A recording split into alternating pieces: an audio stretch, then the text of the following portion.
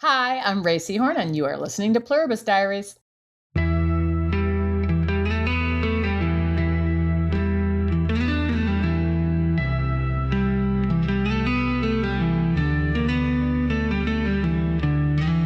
Well, hello again, everybody, and welcome back to Pluribus Diaries. I'm Annie. I'm Jen. And we're back with you guys today with another top 10 list. We just love our top 10 lists. We love them, and I hope the listeners like them too. Yeah, well, look, we will never run out of things to talk about with Pluribus. But as a result of us continuing to do top 10s, I have a feeling we're going to be seeing some things over and over, but that's okay. That's okay. We might. I mean, I, and I'm sure you did too, made a concerted effort to avoid including things that we had discussed in the top 10 Carol moments. Yes. I could easily have used my top 10 Carol moments for my top 10 scenes as well. But these are, this is more of an extension from beyond that. We might have a little overlap with our top 10 Carol scenes, but generally speaking, these will be something new. Right. Well, technically what we're doing is top 10 favorite scenes, just overall. Yes. So some of them are, of course, going to include Carol. And I have to say, I did make a concerted effort to not retread, as you just said, but there were one, I want to say one in particular that I could not, in good faith, leave off the list. There's no rules here. We can do whatever we want. Okay, good. All right. Well, what do you say, Jen? You want to get going? Let's do it. I can't wait to start. Let's talk about our top altogether 20. These are the Annie and Jen's 20 favorite scenes in Pluribus. Here we go. Good times. All right. My number 10. I think this is a little bit of a sleeper. I'm wondering how many people are going to agree with me or how many people are going to very vehemently disagree with me. But that's the best kind of choice. I am a sucker for a musical montage. So I chose the scene from The Gap, which is Manusso's travel montage. Nice. I just love it. I love the vibe of this scene. I love the music. I need to give a shout out to the song, which is Esperanza by Hermanos Gutierrez. Nice. It's such a relaxing, chill song, by the way. And I do like to put it on every now and then. Me too. Gives me a nice little groove going. Yeah. This is such a good montage. I mean, look, Vince and company are always excellent at montages. I mean, they had so many great ones in Breaking Bad, Better Call Saul. Seriously, no shortage of them. There's not a whole lot in Pluribus. There are definitely some, for sure. But I think this one is just one of my favorites because we get to really know Manussos. We haven't had a chance to get to know him very much so far. All we've had are those scenes of him alone in his bunker. This is him out in the world, interacting with the world. We learned that he's not going to steal, like he's not going to take. This is kind of where we figured this out. We already knew that, I guess, with the storage units, but that could have been just like a quirk because that was his workplace. Here we find out that no, this is actually how he behaves out in the world, which I think is great. And yeah, I love, and the cinematography, peak. It's beautiful. They had so many beautiful shots in this sequence. Love it with the map, very Indiana Jones, we got to get a Harrison Ford reference in here somewhere. Of course.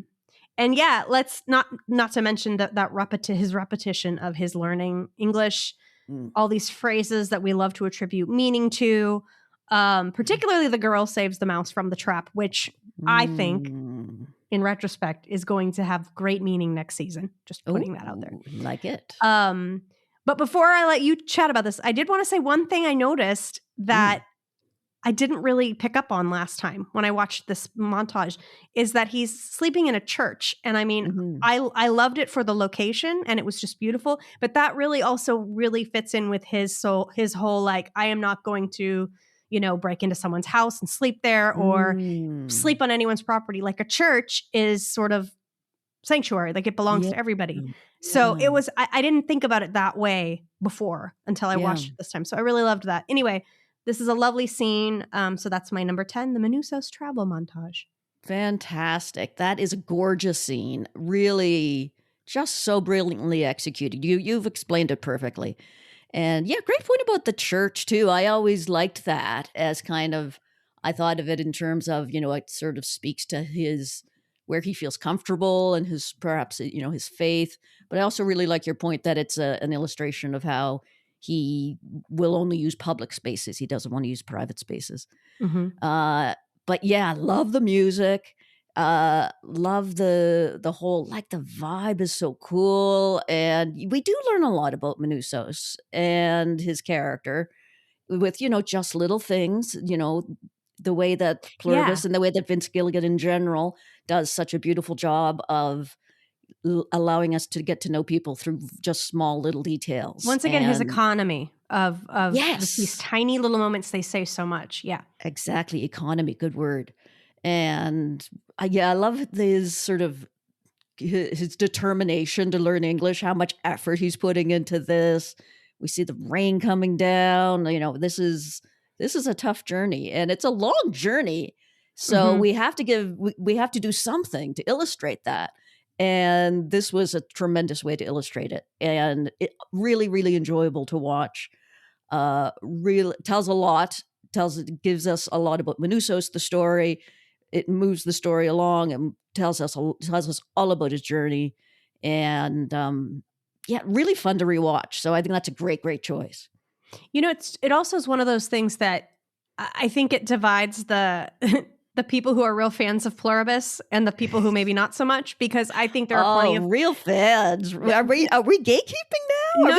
no. I mean the people who are fans of Pluribus and the people who are not. That's what I mean. Okay, all right, No. fair. I misspoke. I'm saying because I think there are plenty of people I remember that read, particularly in the Gap, that a lot of these long scenes were just far too boring to hold their attention. Yeah. And those are the people that this show is not made for. So I am not gatekeeping. I am just saying that this is one of those things that it separates the Pluribus fans from the others. Yeah, I like that. Yes. Yeah, I think most of our listeners will agree with you that is a great scene. Oh, and huge shout out to Chris McCaleb, who edited this sequence. He did an amazing job.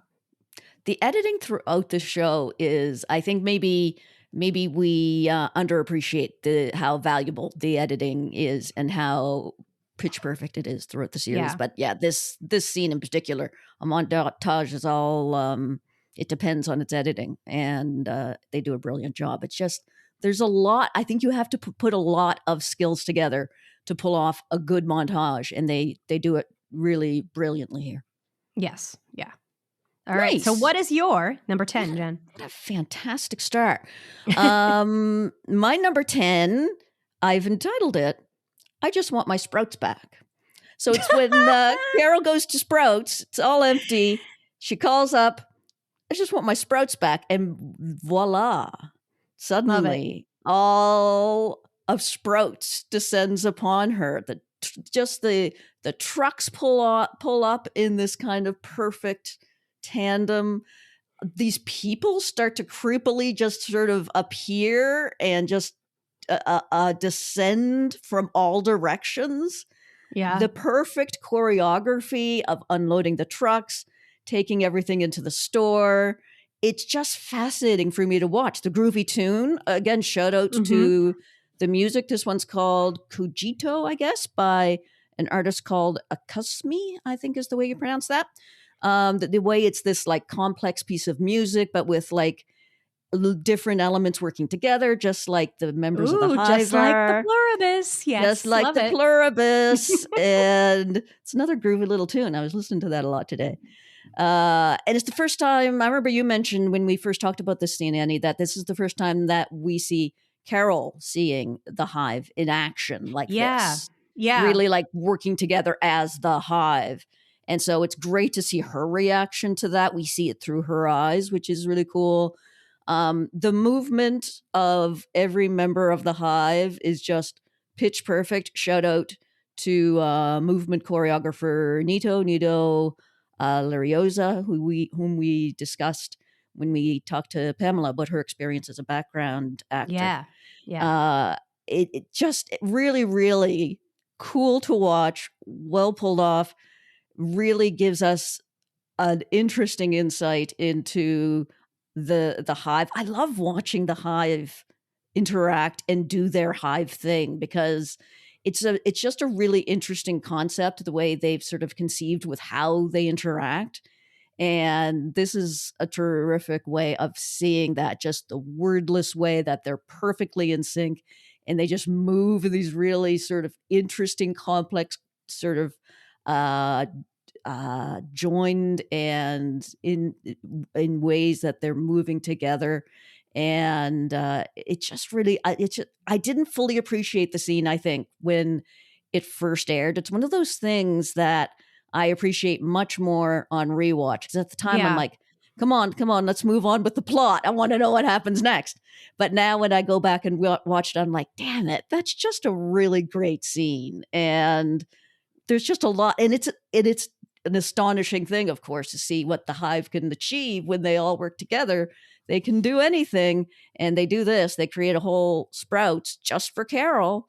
And it's very cool to watch. So that's my number 10. I love that you also have kind of a musical montage as your 10. That's I do. Awesome. Yeah. I like the way we started off on a musical montage note. I do like that. It's cool as you're talking about it, and I'm thinking more and more, this really was an important scene. And I remember in Grenade, particularly, everyone was kind of, when we first watched Grenade, it was the first time that the show really took a slowdown. It was like, okay, pull back, slow down. We're going to be just hanging out with Carol for a while. And we're going to be here in Albuquerque watching her learn the ways of the Hive. Yeah. And I thought, and as we discussed prior, this was a good way to show that, like, this was her first introduction, as you say, to the Hive. It shows their efficiency, like you said. It shows how they're willing to basically do anything to make Carol happy. And it shows how they're basically not capable of, like, saying no, which then we learn more about at the end of this episode. But also they're really kind of not capable of, like, nuance in terms of, like, okay, she wants her Sprouts back, so that means we're going to bring every fucking thing that ever was in Sprouts, all of it back. When I'm sure Carol, if they had a conversation with her, I'm sure she'd be like, well, I only need, like, what I need. You don't need to bring the whole store. She might have said that, but, like, I think she was just so flabbergasted. And I got to tell you, if I were in her place, I would want to watch it happen too. I would just be like, this is pretty fucking cool, And she also doesn't know about the food shortage. She doesn't know about the fucking HDP and all that stuff. She doesn't know about any of that. So I think in her mind, she's not necessarily thinking that they're doing anything wasteful. She's just kind of like, thank you. Yeah. This is how you should. Yes. I want my Sprouts. And just here want it my is. Sprouts. Yeah. I love it. Yeah, really great points. And it does have kind of an enhanced meaning after watching the episode HTP and learning about the food shortage that they face. Looking back on it, it's like, wow, this is an even more extraordinary thing for them to do without a second thought. How much of that went to waste? This whole thing. Yeah. Quite a lot, really. A lot She's of it, I'm only sure. one person. So it is an extraordinary thing for them to do. It was almost like slightly humorous at the time and kind of intriguing. But looking back on it, it's even like more amazing. Like, Jesus, they really will do anything. But like you say, very much a theme throughout Grenade. Glad we get to talk about Grenade tonight, because we realized we didn't have anything from our top 10 Carol moments that were from Grenade. So I'm glad that we get to talk about Grenade. Great episode. Well, it's quite possible that I might bring up Grenade a little later too. So it's entirely possible that I might too. So I'm looking forward to seeing that happen. Excellent. All right, number 9. What's your number 9, Annie? We are on to number 9. Okay, so my number 9 is the scene in Please Carol, where Carol asks Larry, Bicycle Shorts guy, to come in and have a little chat with her. Okay, now I think, a great deal of this scene is just due to this lovely back and forth that Ray Seahorn has with Jeff Hiller, who plays Larry. And they're just so funny, like her sort of deadpan and his just very over the top happiness and just people pleasing. It's irritating. Like it's almost irritating. Like he's so sweet that it's irritating. He's definitely a person that if somebody was talking to me like that, I would not want to talk to them. And again, this is like my Carol coming out. Like, you're too nice. Like, stop being so nice. But tone it down. Yeah. But what I love about this is, first of all, the performances are great. The way this scene is written is really lovely. Just the arc of, like, it's kind of silly at first. she's talking about comparing their work, her own books to Shakespeare. She's like, she can't believe it's so absurd that he's actually saying this. But it's the beginning of Carol's sort of like investigative phase, right? In Please Carol is when she finally starts to be like, okay, I need to find out more about what's going on here so that I can solve the problem. So she's doing everything she can to learn more about them. And in the process, what's unfortunate is I feel like in the process, she inadvertently gets hurt. And one of my favorite things, though, about this scene is watching them, the they, the us, the pluribus, and them navigating how to deal with delivering bad news. Can they say it? They have to say it, but they don't want to. It really actually hurts them to say it. And I find that really fascinating. I mean, like I'm watching this scene and I'm thinking, if Zosha was sitting here and they had the same conversation, I could picture that conversation between Carol and Zosha in exactly the same way. And I love that because that means these guys are doing their jobs. They are playing this part perfectly. Wonderful. Yeah. And I have a question though, Jen. All right. Yet again, something that I picked up on. Nice. You watch this show enough, you start thinking, okay, wait, what about this? There's always more to learn. Helen joined prior to dying, right? Yeah, just so prior. Why wouldn't her thoughts then change on how she thought about Carol's books? Why wouldn't, in those few minutes or however long it took, him be able to Larry reasonably say, oh, she loved your books just like as much as everyone else. She loved them just like everyone else. Do you know what I'm saying? I see a bit like during the period that she was joined, she loved the books is what you're saying? So I understand her question was, did Helen like my books, or what did Helen think of my books before the joining? But she never said before the joining. She doesn't say it though. You're right. I mean, we know how lawyerly the Hive can be. That's so what in I'm theory, saying. You're right. I feel like he could have gotten around it that way, and he could have said it without her thinking he was lying. Yeah. I don't know. I don't know if this is just like a little glitch in the matrix that I've discovered, or if they really, I mean, they're not completely infallible. They are humans still, so they could still make an error if they're thinking, okay, well, I have to be honest and tell her the truth. They're not thinking about that tiny little blip where Helen actually was one of them and would have legitimately, truthfully loved the book just like everyone else. I guess my argument for why he wouldn't do that, I mean, I've got two possible arguments. One was he was just working so hard to think of how to say she didn't actually really like your books without actually saying it. So he was focused on that, and he did a great job of saying how he loved how much people loved Waikaro and stuff like that. But also, maybe I can make an argument that in Larry's mind, when Helen joined and changed her opinion immediately about the books, she wasn't Helen anymore. You can't call her Helen because she was part of the Hive. So by using the term, what did Helen think about my book? That's different than the person who Helen became when she joined the Hive. Okay. She's one of them. She's not an individual. He has to answer that as an individual because once she joined, she wasn't Helen anymore. That's my theory. You solved it. No, did I? Because I can completely see what you're saying, and I completely buy that.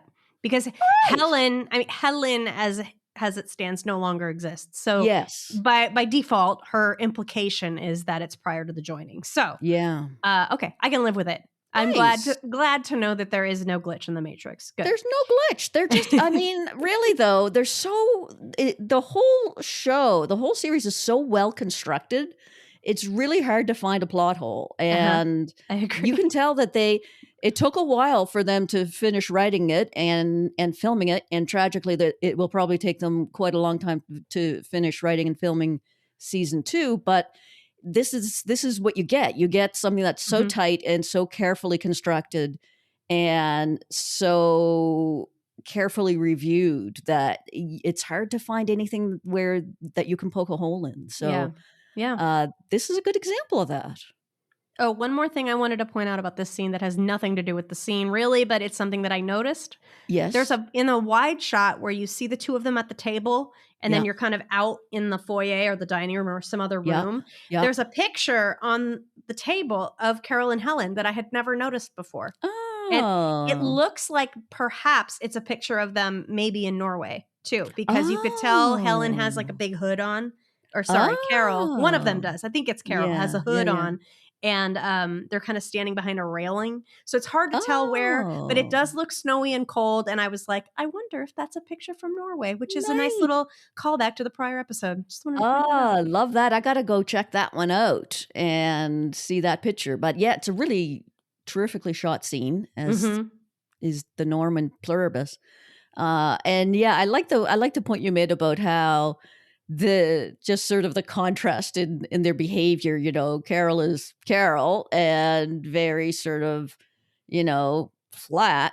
And Larry is so over the top and so effusive. Yes. Yeah.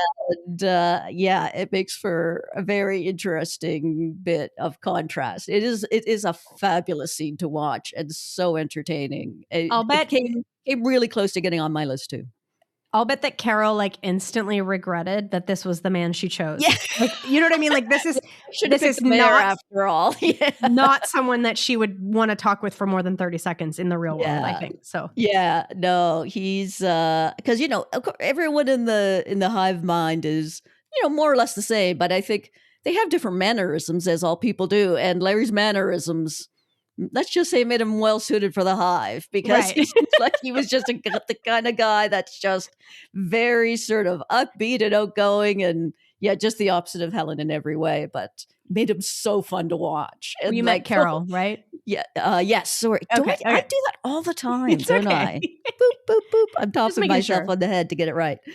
I love what Larry's wearing too. The bicycle Yes. shorts are just Oh my like they God. come up with the best Perfection. ideas for what people should be wearing. So, good fun. Just a really fun scene all the way around. Love it. Love that scene. Love that episode. Great choice. So glad that you included it, because it was just barely didn't make one. Well, thank you. Well, what's your number 9?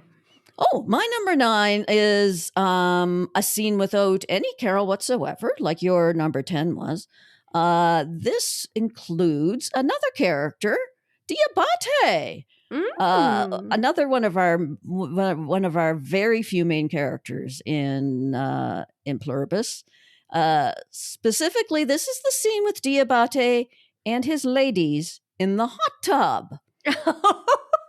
I just find that a really enjoyable scene to watch. I mean, on the scale of like fun to creepy, this one's slightly closer to the fun end of the scale with Diabate, I think, for me at least. Yeah. Okay. All right. People's mileage may vary. But he's having fun. The ladies all they have to do is kind of be in the hot tub and kind of enjoy themselves. There's something about the way that when Joette shows up and everyone is just so excited to meet Joette, Yeah. so delighted. Like, come on in. She's ready to come on in. Joette. Yeah. I love all of that. He's just a little sad when everybody leaves. I love Joette's little wave as she walks away, which, if I remember correctly, maybe from the official podcast, that was something that was ad-libbed by that actress playing Joette, the little wave, which I really love.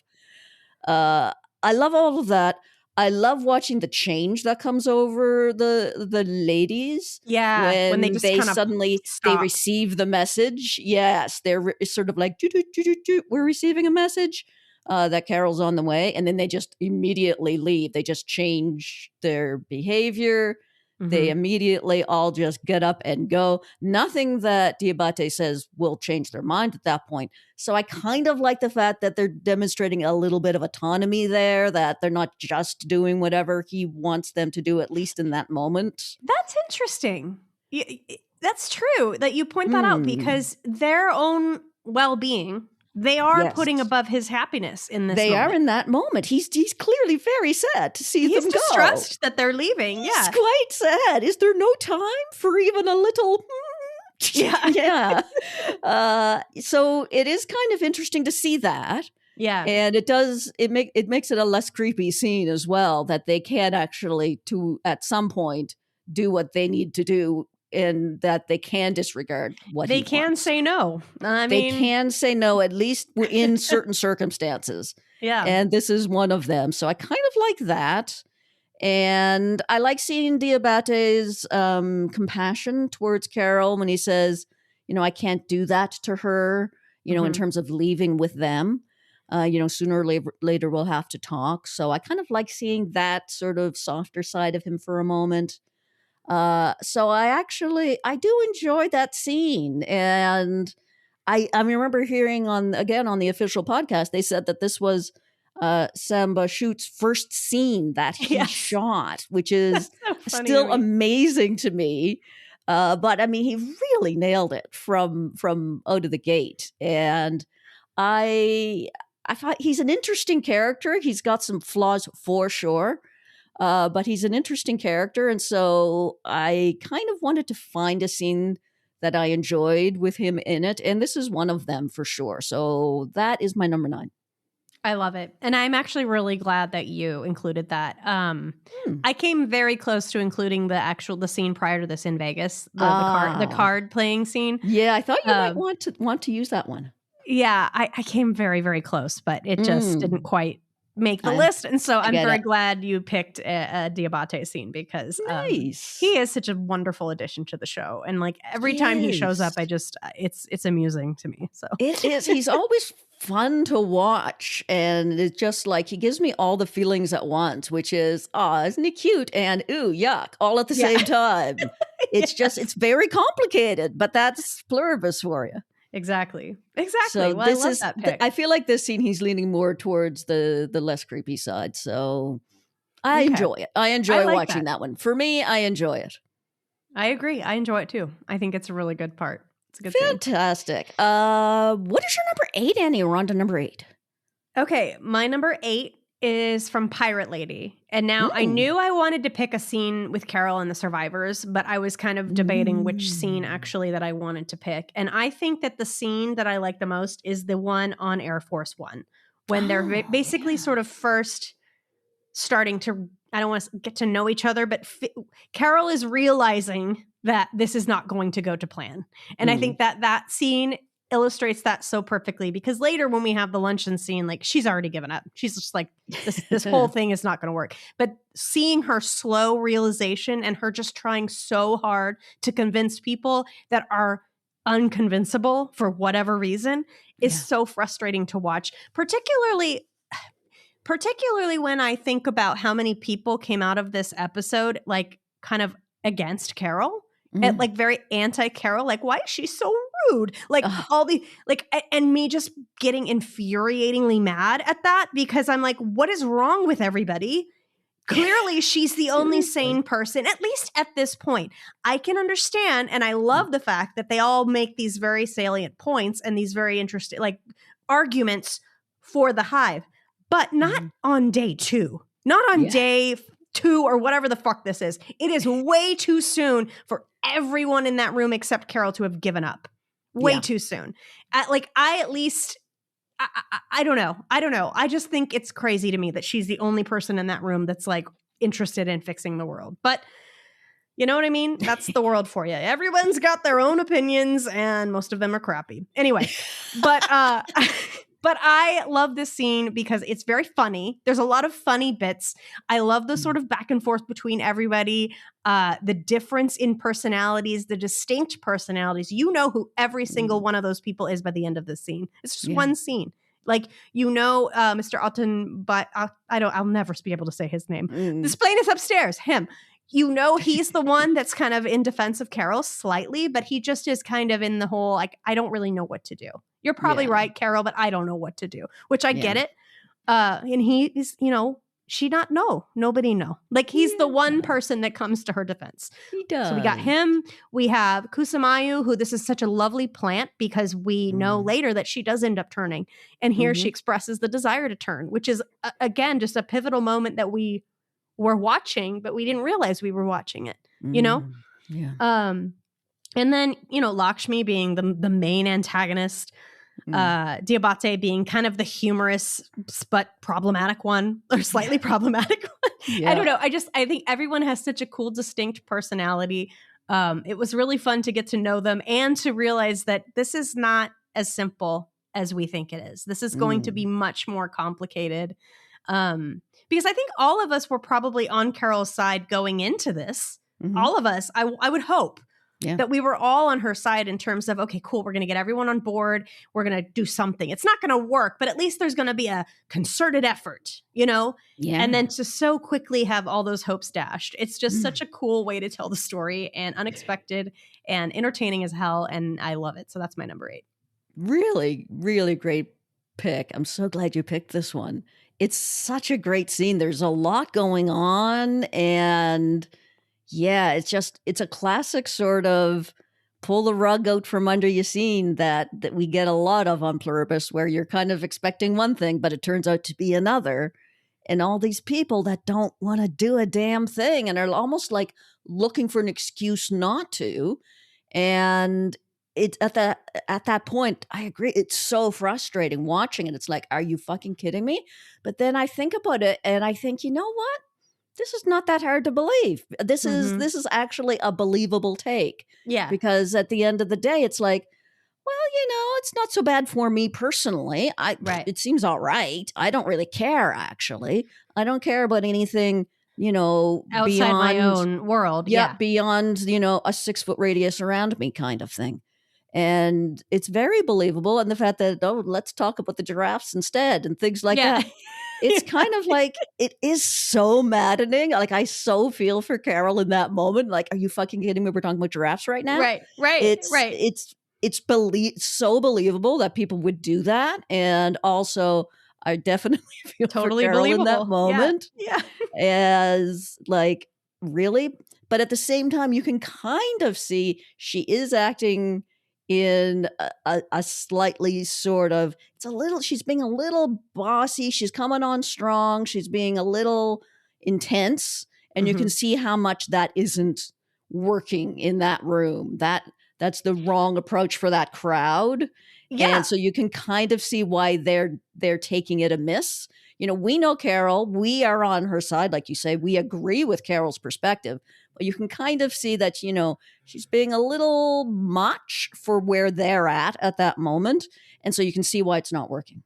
I can see why this group of dum-dums is not taking to her attitude. I get it. But the reason that she comes across as overbearing is because no one is doing anything. No one else is offering any suggestions. No one's saying anything. She's frustrated. She's taking charge because she has no choice.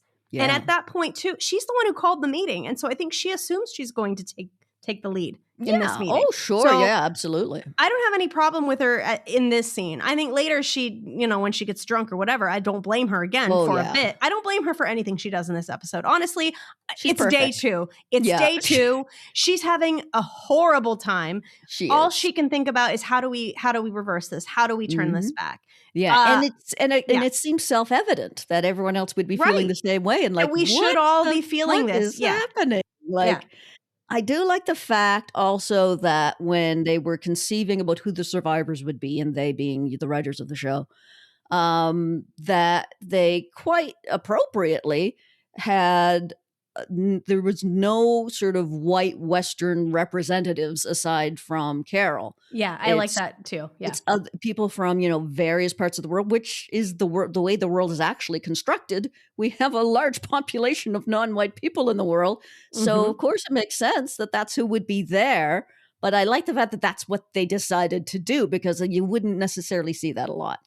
And so I liked that kind of variety that they brought to it. I think it also brought a certain element to the scene as well, where it's kind of like, who's this white woman telling us what to do? I mean, I'm not sure how much of that was intentional, but I kind of interpreted it a little bit that way as well, which is like, I can see that perspective as well. I think it is a good perspective, and I think it does make sense. And I think that that's absolutely an element that's at play here, because I can't really think of another good reason why they would be reacting to her this way. Like, why are you being this way? Honestly, and I'm glad they didn't do this. But if this were a room full of white people, perhaps that wouldn't be perceived in the same way. Yeah, it would be a different vibe. To Definitely be sure, a different vibe, and especially with Diabate's response that, at this moment, there's no crime, the color of one's skin doesn't matter, that's something that he'd have a very different perspective on than Carol would. And so I think that it's interesting to see that sort of conflict of worldviews, even though at the end they are a bunch of dum-dums and they really should, they need to see what's happening here. And look, he's not wrong in saying that. I don't think that in particular him saying that, he's not wrong in saying that. That is a good, there have been some good consequences of the joining. He makes a pretty fair point. That's a huge one. But as she retorts to him, does that make up for what we've lost? Yeah. Does it? Exactly. And that is the question. That is the main question of the show. That's the question. And it's the arguments are sort of laid out before us in that scene, and it's an argument, like you say, that's basically underpins everything in the show. If I were Diabate, who I assume has no family, and I assume has no close connections that he has lost, and I were getting everything I wanted just by asking, I would probably feel exactly the same way as he does. So I can't blame him. But also, when you think about it, look from his perspective and everyone else's, he's not thinking about everyone else in the world. He's, again, as you said earlier, he's just thinking about himself. Carol is legitimately just trying to correct this situation. What does she have to gain from it? She's not going to get Helen back. You know, she is basically just trying to do, in her mind, the right thing. And in her defense also, a lot of the points that they're bringing up are clearly things that she hasn't thought about.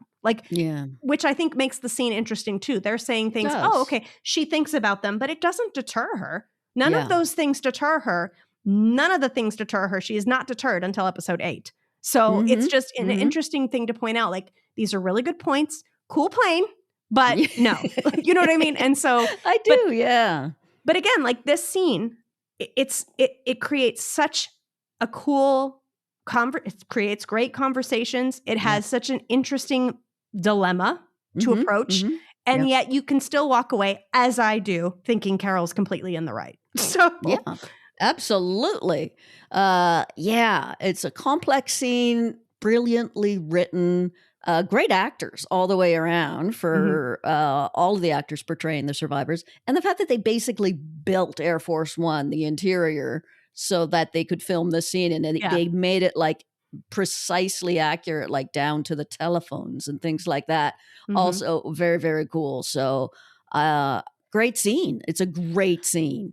I have one more thing to say, because we were again talking about things that we didn't really pick up on or didn't really notice. Remember how we were talking about when Manousos comes at the end in the last episode, and how Carol has essentially become the Diabate, saying like, oh, well, I guess I owe it to him to talk to him. I shouldn't. That here's another moment where she is Manousos is her, essentially. She's asking about recording devices.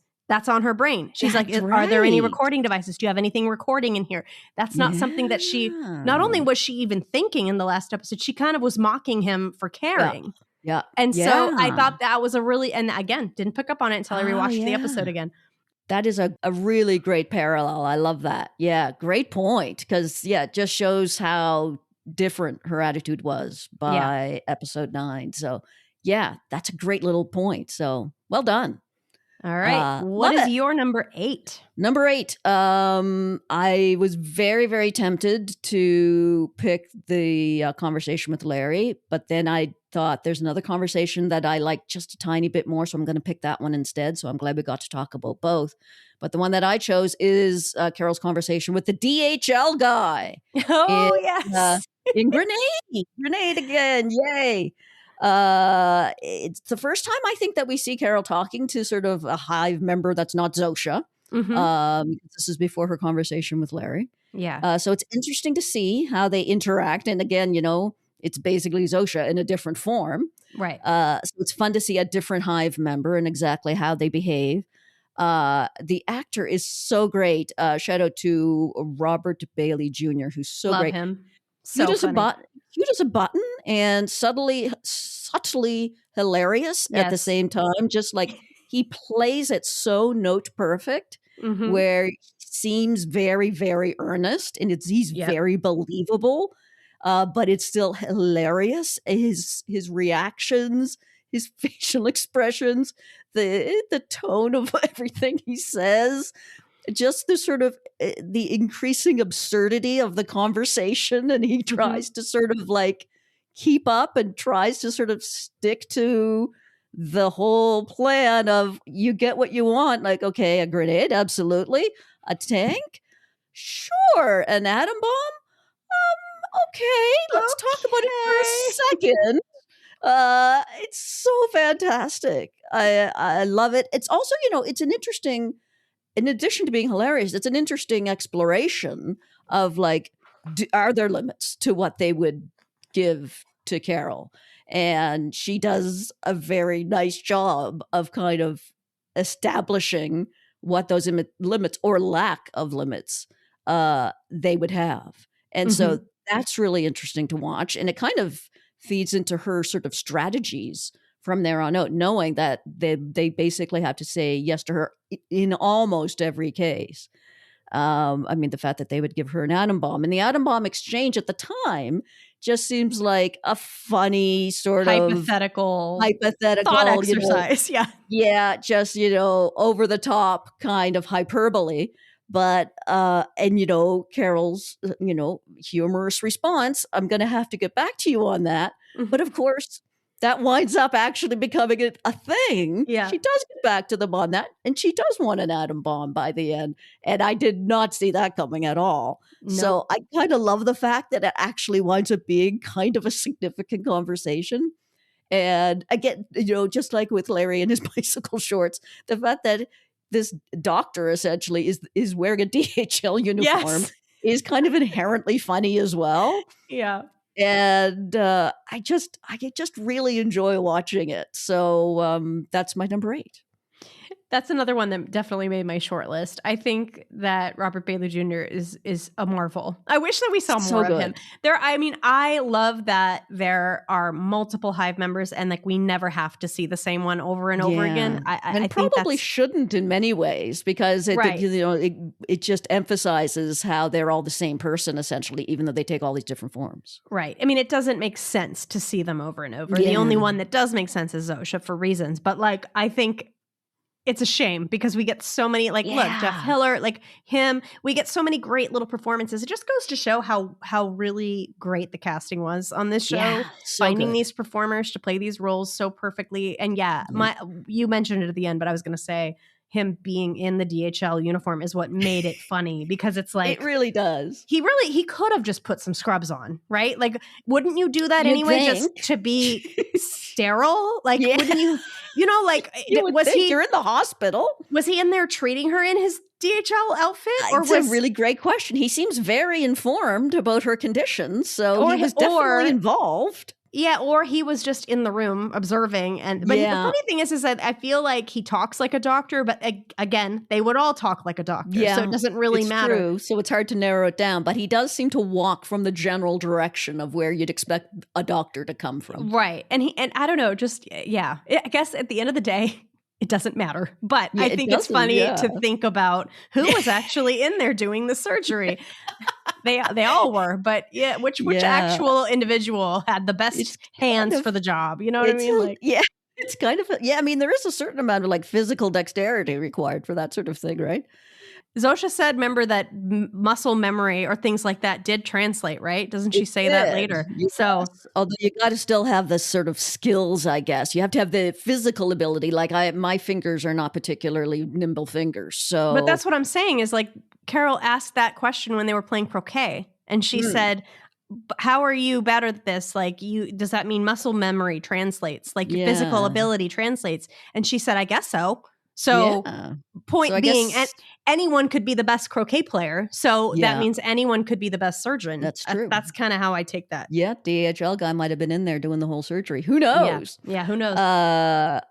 Great, great scene, great points, enjoyable. Just funny, creative choices all the way Mhm. around. Like, how did they think about putting him in a DHL uniform? But I'm Yeah. so glad that they did. Just like, how did they think about putting her in a TGI Fridays uniform and she's flying a plane? It just Yeah.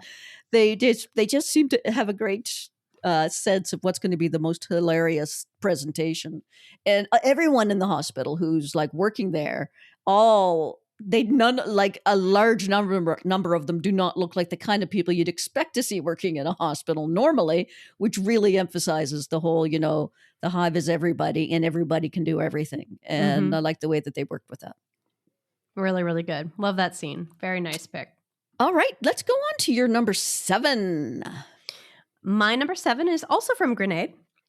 And Nice. this is the teaser / cold open, which is Carol and Helen in the ice hotel. Oh, yes. I Love mean, it. we've talked about it before, but I just love everything about this scene. I love the way it looks. I love the way it feels. Like, it feels cold when you're watching it. Like, they just did such a beautiful job. The production design and set direction and all that stuff is so good. And I love how, and they do this in a lot of Pluribus episodes. Vince does this a lot in general, but I love those openings where you can't quite tell what you're looking at until you know what you're looking at. And I think this is maybe the first episode where they did that, because I feel like the other two had more traditional kind of openings, like they just opened on a scene, Yeah. So I thought that was special because it was one of the first times that I was like, here we go, it's a classic Vince. I see what you're doing here. I see.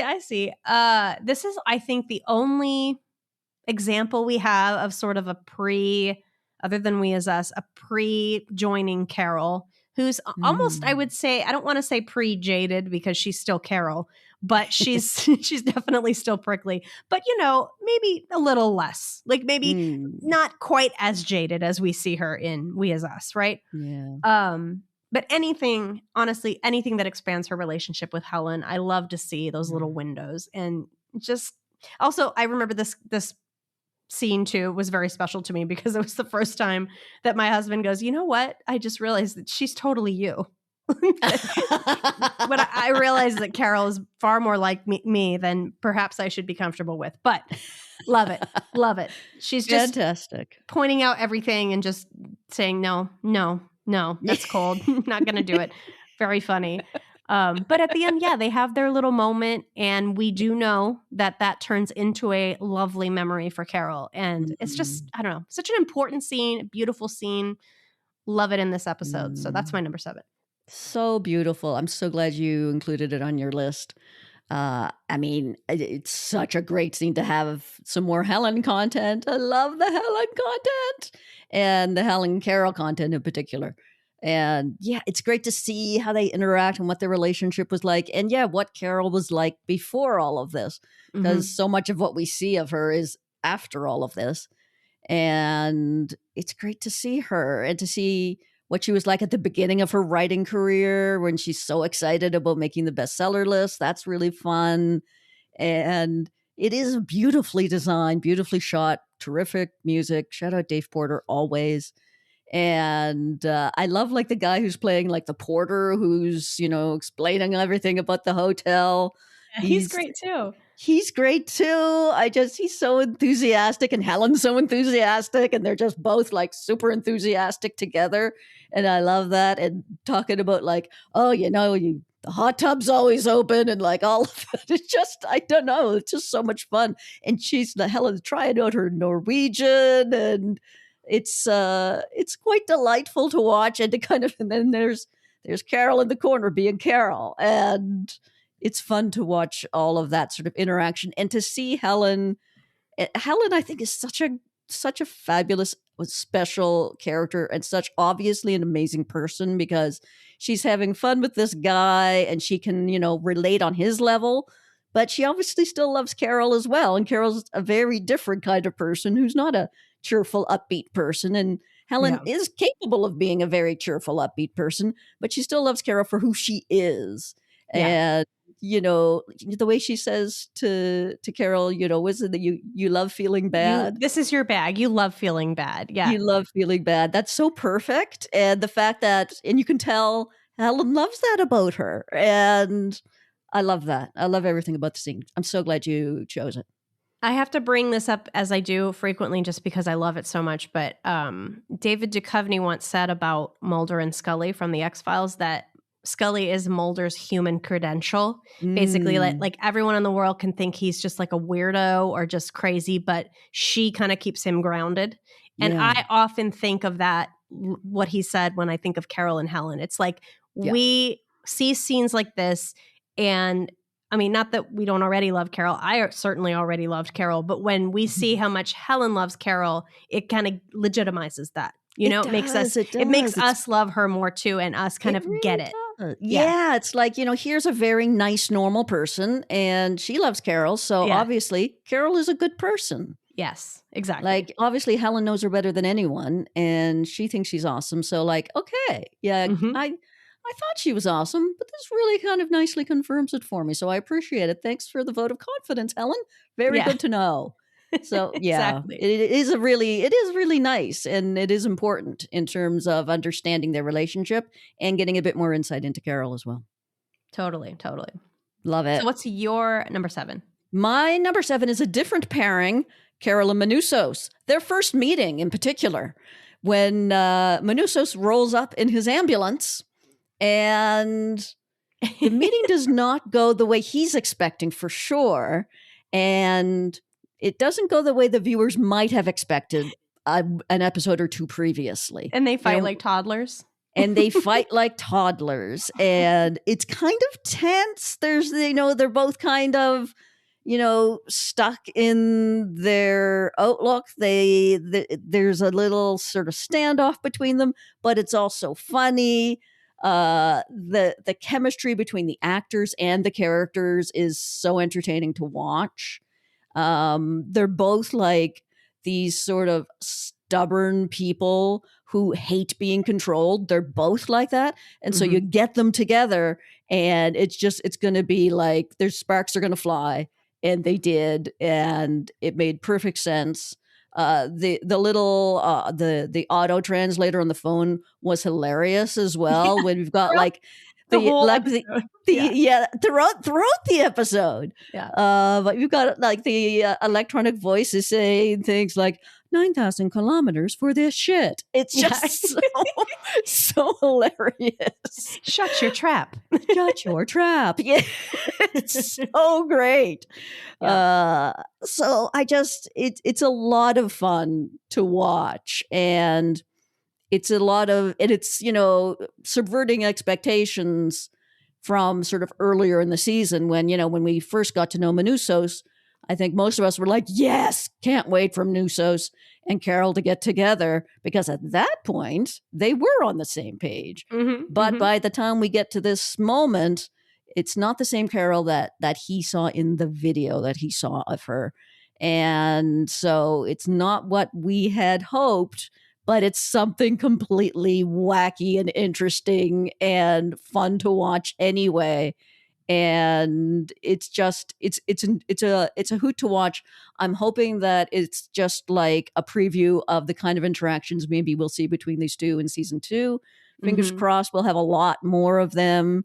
And I will look forward to seeing more of it. So that's my number 7.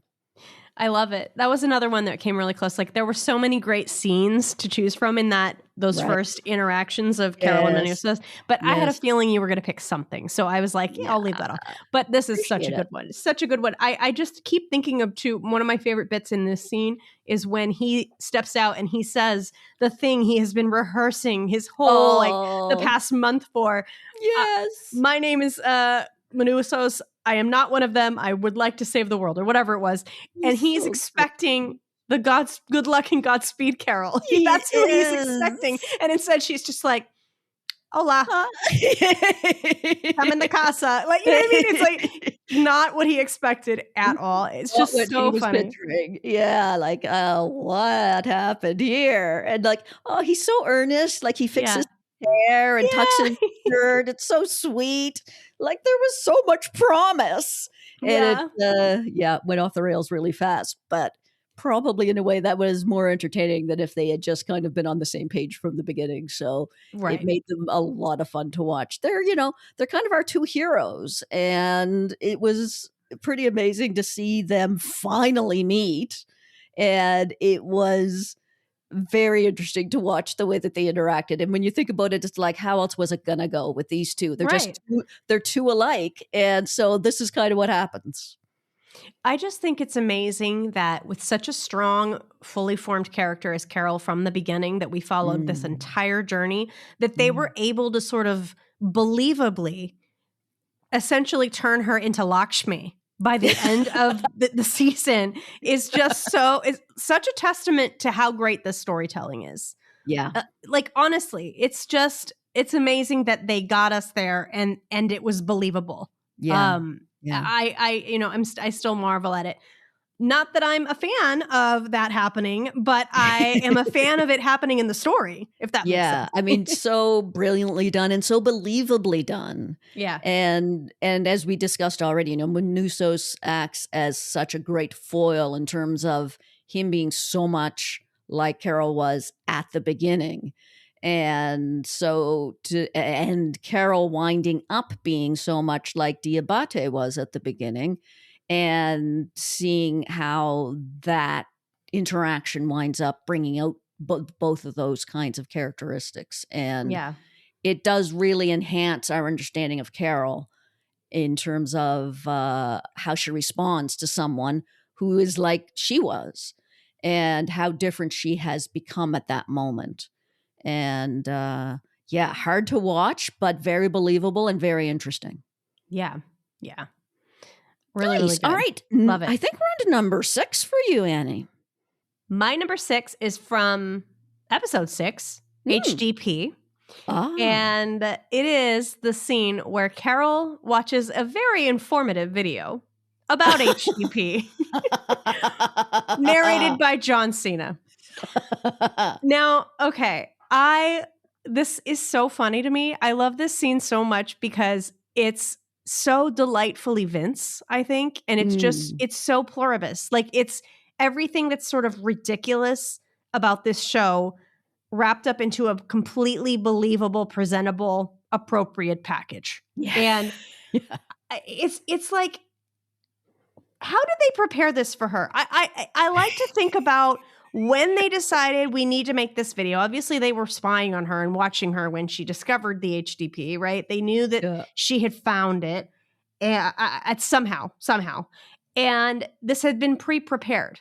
And we know that it had been prepared after she pissed everyone off, because at the end of it, he's like, we still need our space. So it's like, at some point in that period, somebody was like, let's make this video because it'll just help, a spoonful of sugar will make the medicine go down, basically. This will work. But how, I would like to know, did they land on John Cena as the spokesperson for this horrible news to be taken just so lovely? I mean, all I can think of is that, and maybe we discussed this on the episode. I'm trying to remember what because I feel like maybe we talked about this. When Diabate and John Cena were talking in real life, and he's the one who told him, maybe they learned through that exchange that, it worked on Diabate. He was, he's relatively okay with it. So this must be the way. This is the way, as they would say, to deliver this news to everyone else. So I wonder if that's how they decided on John Cena. And I think that makes a whole lot of sense. But anyway, even this, you can't find a plot hole. You can figure it out. You can figure out how they got it. Anyway, I love this scene. It tells us all that we need to know. And by the end of it, just like in the Pirate Lady scene that we were discussing earlier, you're like, maybe he's making some good points. Like, I'm still not okay with this, but, he put up a good fight. He put up a good argument. Just wonderfully weird scene. I love the reactions that Carol's having and how she's watching Diabate for his non-reactions. And it's just great. And so that's my number 6. Brilliant. It's an absolute gem of a scene, and I knew in my heart one of us had to include it. So I'm glad that you did. Yeah, and it's watching the video, the John Cena video, and it's watching Diabate and Carol's reaction. That's all part of the enjoyment of the scene. Mm-hmm. And the video is so like note perfect in terms of it being like, here's like a casual, informative kind of corporate style video. And there's like, they've got B-roll of like, you know, there's like, no, we won't pick apples. Stock footage. It's all like very professionally put together. And it's so like, yes, that's exactly how a video like that would look. Yep. And it really hits the tone perfectly, and the way it's written and the way that John Cena presents it. It's so great and so absurd that this very sort of standard corporate style video is talking about the idea of eating human beings. So it's just so bizarre in such a perfectly Pluribus way.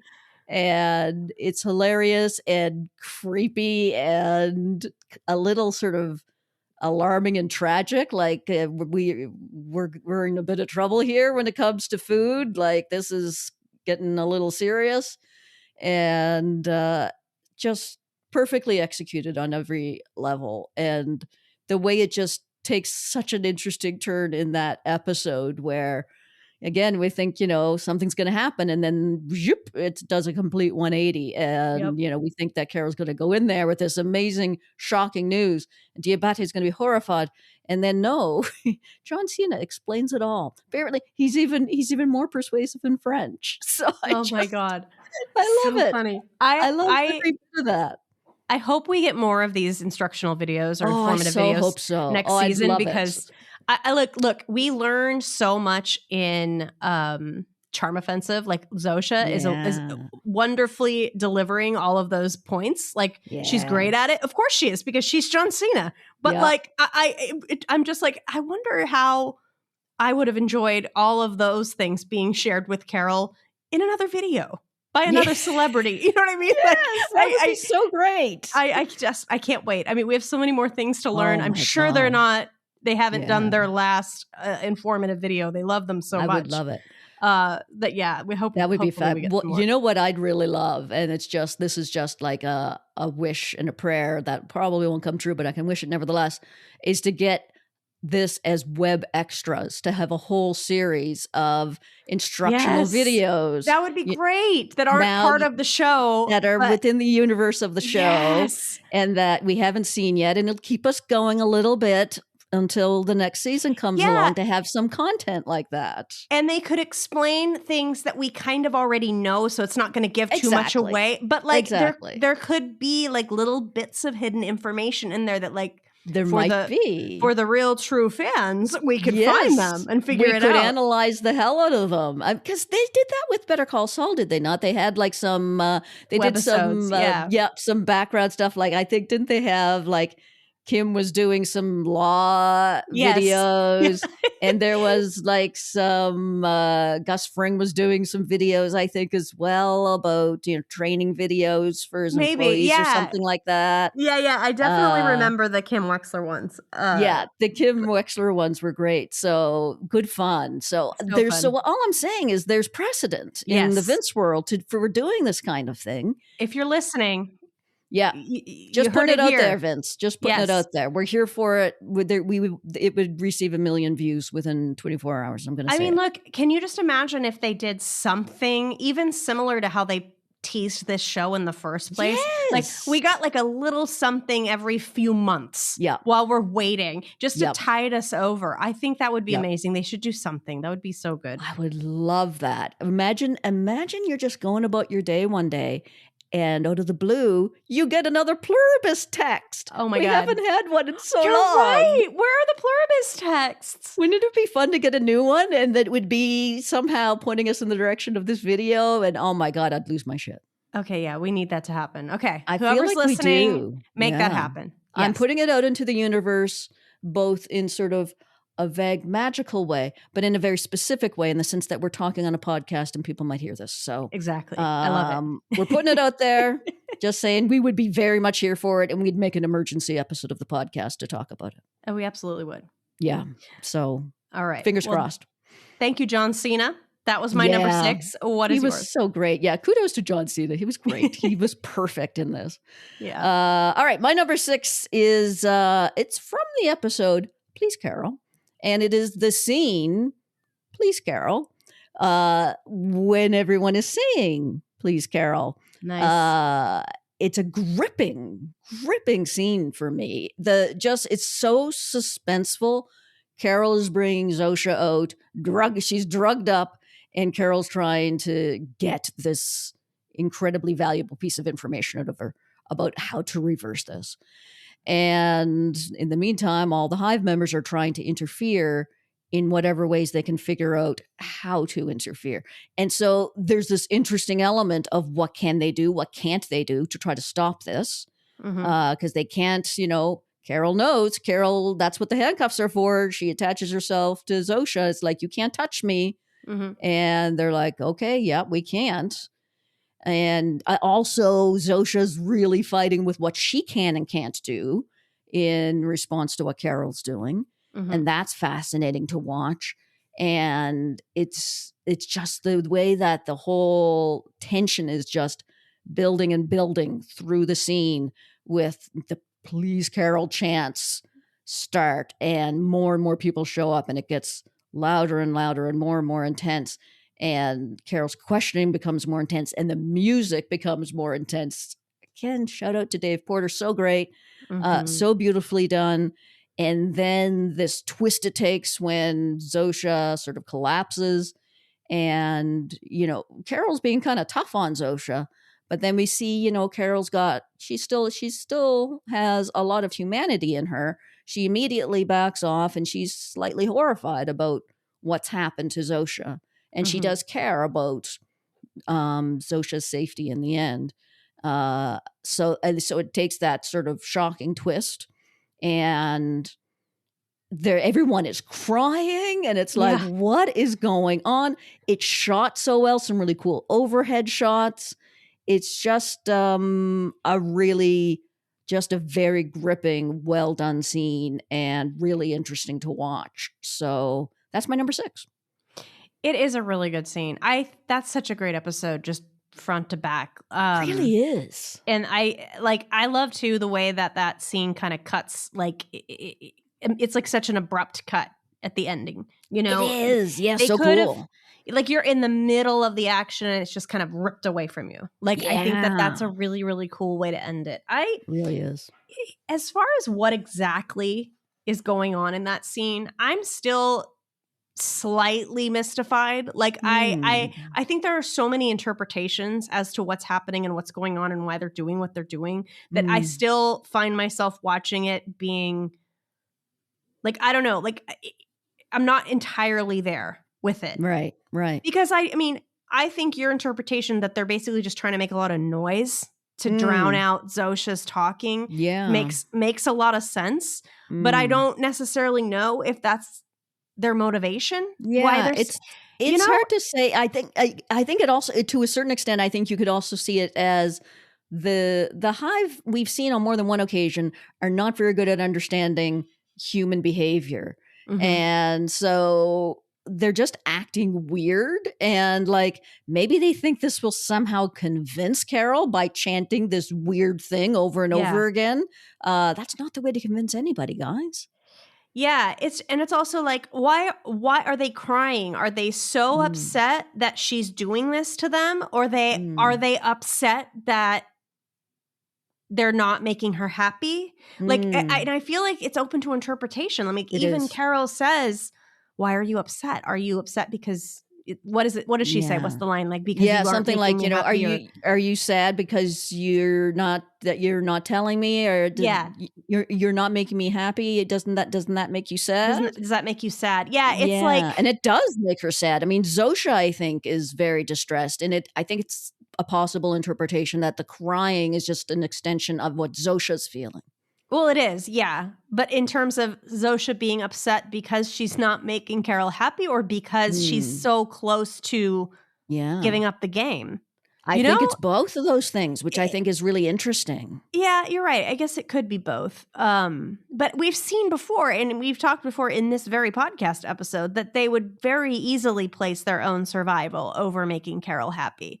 Yeah. So no one's crying and distressed when they have to leave Diabate alone in the hot tub, even though he very clearly wants them to stay. He really does. But nobody is crying. I think the difference is that Zosha's drugged up, and so she's expressing more emotion than she normally would, and there's more tension within her. That's true. More distress about I'm either going to have to make Carol unhappy, or I'm going to reveal something I shouldn't. And she's in this kind of blurry state of mind where that all seems so much worse than it might if she was sober.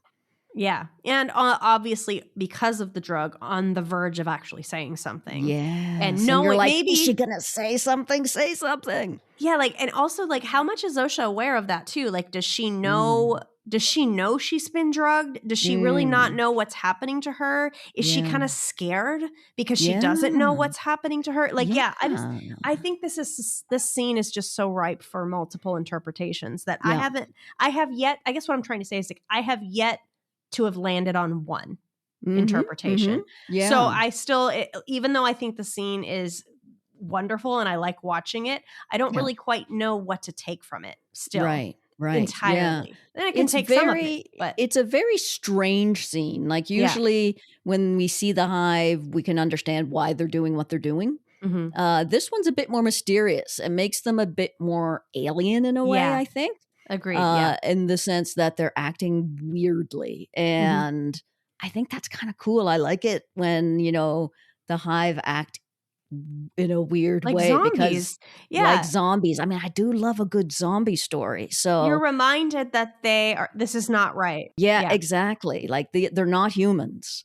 And this kind of reminds us. The weirder they act, the more justified I feel in thinking that this is all fucked up. Thinking that this is wrong and terrible. This is not normal. These people are not normal, and they're not happy in any kind of human way. And Kara really does need to fix this, because this is not how people should be. If we think for too long that this is how things should be, then the show is over. So, it really is. We're all just Diabate at that point in the hot tub. Exactly. And it's a difficult line to walk to make sure that the audience doesn't fall into feeling like that, because it would be quite easy to, because on the face of it, it does, if you think about it from a certain way and see certain aspects of what the hive are doing, to think, it's not that bad, is it really though? And so it is kind of like, maybe we do need a little reminder from time to time. So I think this is effective in that. I'm not sure if that was the point of it, but if it was an effective way of doing that. It was, but and also in the same wavelength, like, I do think they're acting weird in this scene, and I agree with you completely. But there's also a certain amount of sort of pity and like that you feel for almost like they're children, or like they're, you know what I mean? Like that's kind of how they come across here. Like they're vulnerable. They're vulnerable. They feel very vulnerable in this scene. Like not exactly menacing, kind of the way that, like, you brought up the sprouts scene, where they kind of, they're just, they sort of materialize and they start like hobbling towards the sprouts like zombies, but they're happy, helpful zombies. It's that sort of weird dissonance. This is like, oh my God, they're advancing upon Carol in what should be a very menacing, threatening way, and yet they're crying and vulnerable. Like it's awesome, but it's also just so conflicting in my mind that I don't know what to make of it. You know what I mean? Like, it's so crazy. There's so much going on, and it's like, I feel like a bit of dissonance. Like, are they evil? Are they pathetic? Is it some combination of those two things, which you don't normally see? And they're still listening to Carol when she says step back. They step back. But it is still really weird. And also part of me thinks, well, I can see why they're trying to stop this. She's being pretty tough on Zosha here and putting Zosha through something extremely distressing, and understandable they'd want to protect her. So it is a complicated scene in a lot of ways, and just a really interesting balance of how they sort of pulled all of that off. Yeah. And at the same time, I can completely 100% be on Carol's side that this is what it has, this is what it's been, this is what it's come to. And this is the only choice. Even though she knows and she's fully prepared going into this, that this is what's going to happen and it might be awful, you can, like, as you said, even see in her eyes that this has gone too far. And she knows it. Yeah. Like, and each individual human has their threshold. It can only take so much. And we see here that Carol has one. Like, she does have one. Exactly. And I think she's not heartless. No. And it's just a really great scene. All to say, very good scene. I think this is such a great scene and a great episode, and I'm glad that you picked it. And I'm glad that was your number 6. Thanks. I really enjoyed it. I've enjoyed talking about our first 5, shall we say? I'm not going to say bottom 5. I'm going to say first 5 favorite scenes so far. That is a good place, I think, to wrap it up for this episode. And we can save our top 5. Well, yes, as you say, our tippy top 5. Our tippy top 5. Yeah, for the next episode. But please, in the meantime, you guys, we want to hear your favorite scenes. And we will read them eventually after we get through ours. We will read them, especially ones that we will ultimately leave off our lists as that happens. But please hit us up at Pluribus Pod. We're on Twitter and Blue Sky, or pluribuspod@gmail.com if you want to just send us a full list, as many people have done, and we love it. Love it. Keep it coming. But yeah, until then, we will be back next time with you on Pluribus Diaries. Bye.